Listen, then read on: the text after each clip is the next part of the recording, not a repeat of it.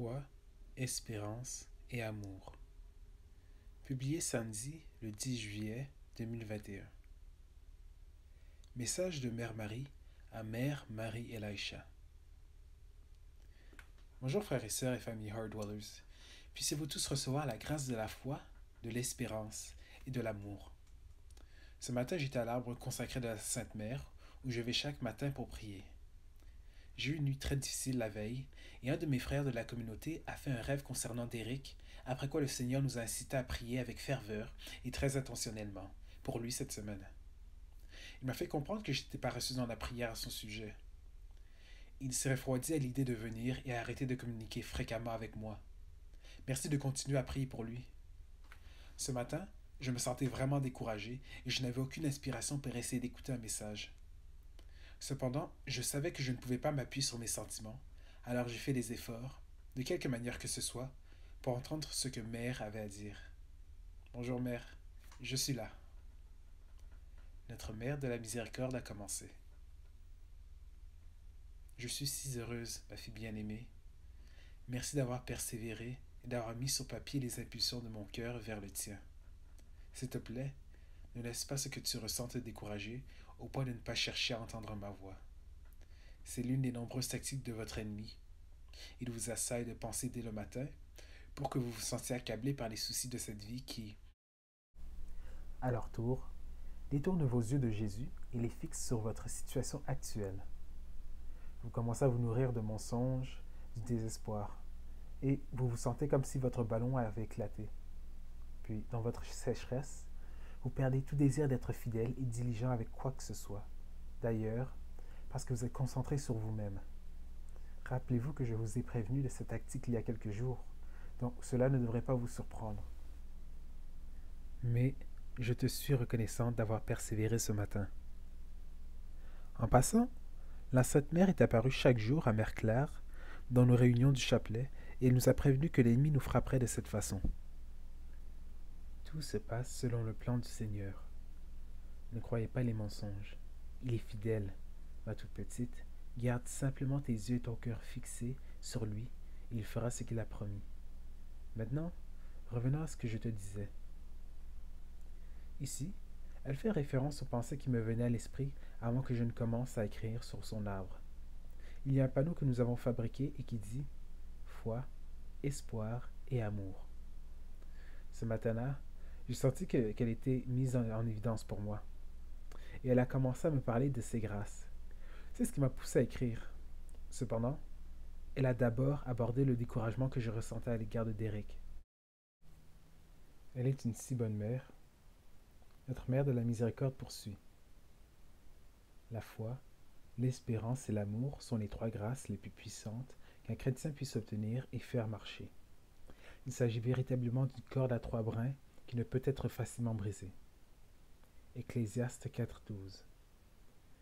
Car cette corde forme la corde de la grâce donnée à tous ceux qui reçoivent le salut, mais l'ennemi de vos âmes fait de son mieux pour défaire cette corde et vous maintenir suspendu à un fil. Toutefois, vous avez besoin des trois, bien-aimés, et je vous fournirai ces grâces pour renforcer votre corps de salut, chaque fois que vous viendrez à moi en prière. Vous voyez que l'amour est le plus grand parmi ceux-là, comme l'a mentionné le Seigneur dans 1 Corinthiens 13, verset 13. Et maintenant, il reste ces trois choses, la foi, l'espérance et l'amour. Mais le plus grand de ces trois est l'amour. Ils sont liés les uns aux autres. Avec l'amour de Dieu vient une grande espérance en ses paroles, en ses commandements et en ses voies. Ensuite, votre espérance produit la foi, car vous croyez. Parce que vous espérez en ses promesses, vous vivez et marchez par la foi et non par la vue. Et la foi produit le service à Dieu. Ceux qui accomplissent de grandes œuvres dans le royaume de Dieu le doivent à leur foi, leur espérance et leur amour pour Dieu. La parole du serviteur et de celui qui a enterré ses talents vous a été donnée aujourd'hui pour instruire et encourager votre troupeau. C'est la lecture de l'Évangile que j'ai reçue lorsque j'ai fait ma Sainte Seine. Je vais commencer à me demander si j'étais ce méchant serviteur et si je manquais de fidélité avec ce que le Seigneur m'a donné. Maman s'adresse à cela. Mes enfants bien-aimés, le temps est court. Mes chers, et certains d'entre vous ont continué à enterrer leurs talents à cause de leur manque de foi. Vous ne croyez pas que mon Fils subviendra à vos besoins quand vous sortirez, ou, plus important encore, qu'il le fera à travers vous. Tous les bons dons viennent d'en haut et sont accompagnés de provisions jusqu'au jour où ils sont mûrs. Par contre, comme pour tous les dons et toutes les graines, comme je l'ai déjà mentionné, ils doivent être nourris et arrosés. Vous devez arroser vos dons, mes bien-aimés, et avoir un grand espoir dans la bonté de Dieu quand il vous demande de le servir. Vous avez tous reçu de précieux dons et des trésors du ciel. Certains sont apparents, et d'autres dons vous sont cachés jusqu'au moment fixe de votre maturité. Néanmoins, nous désirons que vous utilisiez vos dons pour servir le royaume de Dieu. Votre attitude apathique peut presque toujours être attribuée à votre manque d'amour pour Dieu.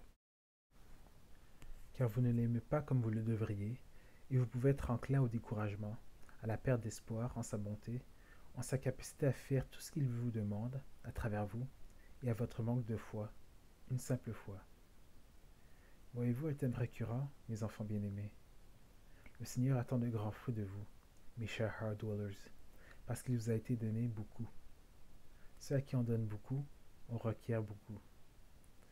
Mais beaucoup d'entre vous ne tiennent qu'à des fils de corde ratatinés et qui s'effilochent. Je suis votre mère de foi, d'espoir et d'amour. Je suis venu vous encourager aujourd'hui à courir vers moi. Venez à moi quand cela devient difficile, quand vous sentez que vous ne pouvez plus vous accrocher, ou quand vous avez besoin de plus de ses grâces pour être des intendants fidèles de ce que Dieu vous a donné. Continuez à prier le chapelet souvent et quotidiennement, car j'ai un panier de cordes de grâce colorées, solides, incassables, que je suis prête à donner à tous ceux qui viendraient aujourd'hui pour recevoir. C'est ainsi que s'est terminé le message de notre Mère de la Miséricorde.